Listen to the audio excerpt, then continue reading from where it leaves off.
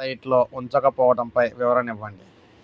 నిషేధ జాబితాలో ఉన్న భూముల వివరాలను వెబ్సైట్లో ఉంచకపోవడంపై వివరణ ఇవ్వాలంటూ ప్రభుత్వానికి హైకోర్టు ఆదేశాలు జారీ చేసింది. కొన్ని వ్యవసాయ భూములు నిషేధ జాబితాలో ఉన్నప్పుడు వాటికి నాలా మార్పిడి జరిగిన ఆ వివరాలను ప్రజలకు అందుబాటులో ఉంచాల్సిన అవసరం ఉందని వ్యాఖ్యానించింది. రిజిస్ట్రేషన్ చట్టంలోని సెక్షన్ 22A కింద నిషేధ జాబితాలో ఉన్న భూముల వివరాలను అధికారిక వెబ్సైట్లో అప్లోడ్ చేయకపోవడాన్ని సవాల్ చేస్తూ అమీరా పాషా అనే మహిళ పిటిషన్ దాఖలు చేశారు. దీనిపై జస్టిస్ ఎన్వి శ్రవణ్ కుమార్ విచారణ చేపట్టారు. పిటిషనర్ తరపు న్యాయవాది వాదనలు వినిపిస్తూ నిషేధ జాబితాలో ఉన్న భూముల వివరాలు సామాన్యులకు తెలియటం లేదన్నారు. దీనివల్ల ఎలాంటి భూములు కొనుగోలు చేసి ఇబ్బందులు ఎదుర్కొంటున్నారన్నారు. వెబ్సైట్లో సెక్షన్ 22A కింద ఉన్న నిషేధ భూముల వివరాలు లేకపోవడంతో ప్రజలు మోసపోతున్నారు. నిషేధ జాబితాలో ఉందని వివరాలు ఉంచిన ఆ వివరాల కోసం రిజిస్ట్రేషన్ శాఖ వెబ్సైట్లో ఎన్నిసార్లు ప్రయత్నించినా ఫలితం లేకపోయిందన్నారు.